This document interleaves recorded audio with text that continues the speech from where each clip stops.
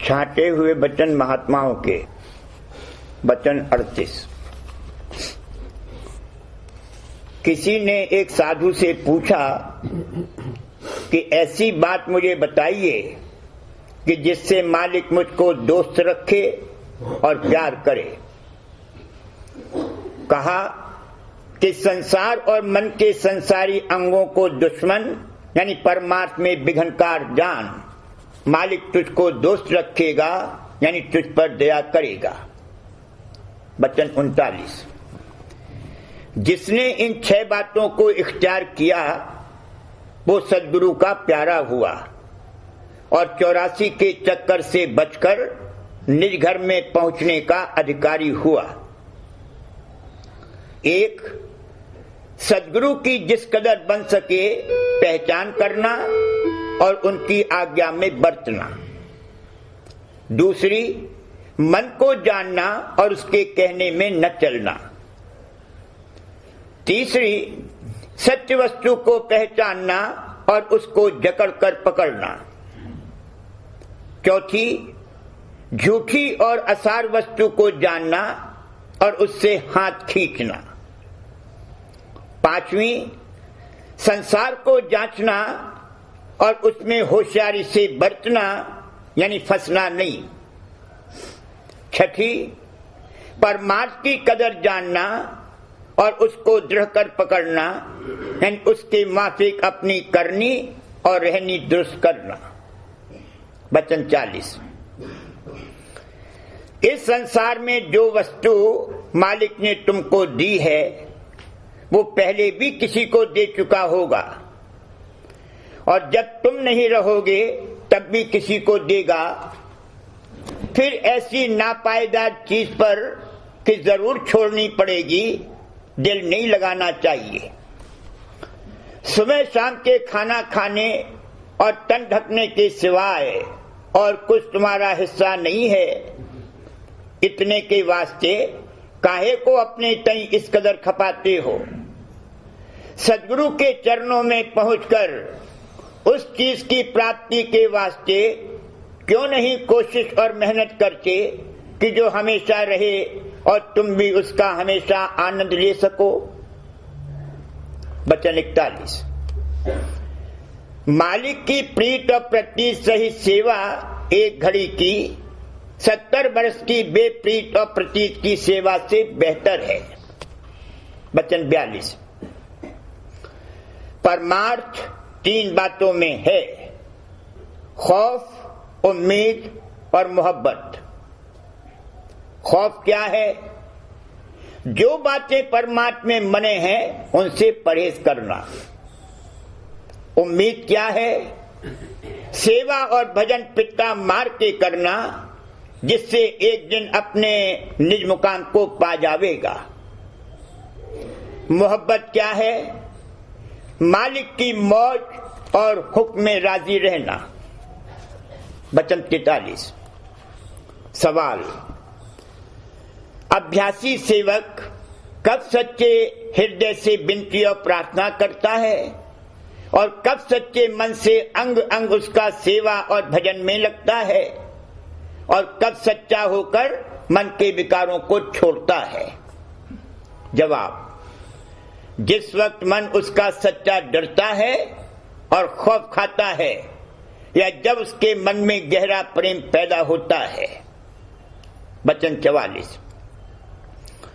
मालिक ने अपने तई जीवों से मसलह समझकर गुप्त रखा है और जो संत या फकीर उसके भेदी हैं वह भी संसार में इसी तरह गुप्त रहते हैं और जो मौज होवे तो प्रकट होकर उसका भेद कहते हैं। वचन 45। सवाल। परम पद के उपदेश का सच्चा और पूरा अधिकारी कौन है? जवाब। परम पद के उपदेश का सच्चा अधिकारी वो है जिसमें ये 3 बातें पाई जावें। 1. निर्लोभी होना यानी जिसके नजदीक सोना चांदी और मिट्टी बराबर हो। 2. यह कि संसारियों के वचन की कदर उसके मन से बिल्कुल जाती रही हो यानी निंदा और स्तुति दोनों उसके नजदीक समान हो, न स्तुति में खुशी और न निंदा में दुखी। तीसरी यह कि मन की तरंगों और विकारों में न बरतने में ऐसा खुश होता होवे जैसा कि संसारी उनके बरतने में मगन होते हैं, वही परम पद के उपदेश का पूरा अधिकारी है। वचन 46। जो कोई मालिक की याद में ऐसा लगा रहता है कि और कामों की उसको सुध नहीं रहती, तो मालिक उसके जरूरी कामों की आप सुध लेता है और उनको दुरुस्त बना देता है। यानी सब तरह से रक्षा और संभाल अपने भक्त की वह आप करता है। वचन 47। मालिक का जलवा और ज़हूर यानी प्रकाश अंतर में प्रकट है, यानी जो करतूत हम करते हैं उसको वो देखता है। पिता के रूबरू लड़का बदफेली नहीं करता, इस वास्ते हमको भी चाहिए कि अपने सच्चे पिता यानी मालिक के रूबरू बुरे काम सोचने और करने से डरें। वचन 48। सच्चे और कपटी भक्ति क्या पहचान है? सच्चा अंतर और बाहर यकसा बरतता है, उसके किसी काम में दिखावा और नमूद नहीं होती, और कपटी दिखावे और नमूद के काम ज्यादा करता है, पर उसके अंतर में मालिक की प्रीत कम होती है और धन का प्यार उसके दिल में ज्यादा रहता है। इसी वजह से उसका मन दो रुखा है, जैसे कि रुपया कि जिसकी दोनों तरफें यकसा नहीं होती। वचन 49। खास दया मालिक की उस शख्स पर जाननी चाहिए जिसको वह अपने चरणों की सच्ची प्रतीत बख्शे। यह प्रतीत ऐसी रोशनी है जो मालिक और जीव के बीच में जितने पर्दे हैं सबको दूर कर देती है। वचन 50। मालिक के सच्चे प्रेम और दर्शन के हासिल करने के वास्ते 4 दरियाओं को पार करना चाहिए, तब उसके चरणों में पहुंचना मुमकिन है। एक, संसार और किस्ती उसकी वैराग्य है। दूसरी, संसारियों का संग और किस्ती उसकी सद्गुरु का संग और संसारियों से जिस कदर बने दूर रहना है। तीसरा, मन और किस्ती उसकी प्रीत सहित सुमिरन और ध्यान और शब्द का श्रवण है। चौथी, गुनावन और तरंगे और किस्ती उसकी मालिक के चरणों का प्रेम और चित्त को एकाग्र करके चरणों में लगाना है। वचन 51। मालिक के प्रेमियों का हृदय मालिक के भेद और प्रेम का एक संदूकचा है, और वो अपना ये अनमोल जवाहिर ऐसे संदूकचे में नहीं रखता है जिसमें संसारी चीजें रखी हुई हैं। यानी सच्चे मालिक की प्रीत उसी दिल में पैदा होगी जो दुनिया की ख्वाहिशों से खाली है, और वही उसके भेद को जानेगा। वचन 52।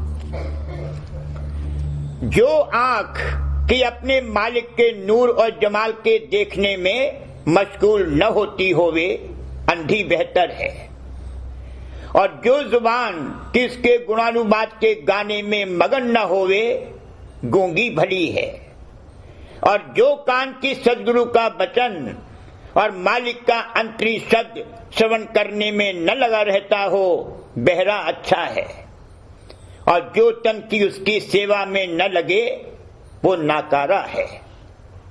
वचन 53।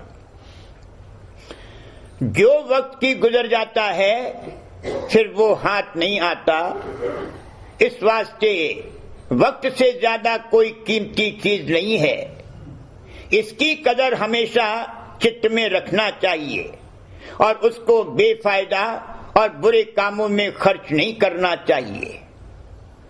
जहां तक बने सद्गुरु और मालिक की सेवा और बंदगी और याद में खर्च करो, ताकि यहां और वहां दोनों जगह फायदा और सुख हासिल हो। वचन 54। जो काम की मालिक के निमित्त किया जाता है उसमें बंधन नहीं होता है, पर जो कर्म मालिक के निमित्त न होगा उसमें मन का बंधन जरूर होगा। इस वास्ते फल की आशा छोड़कर सब काम मालिक के चरणों में अर्पण करके यानी मौज के आश्रय रहना चाहिए, ताकि मन फंसने न पावे, क्योंकि मन के बंधन से दुख सुख पैदा होता है। वचन 55।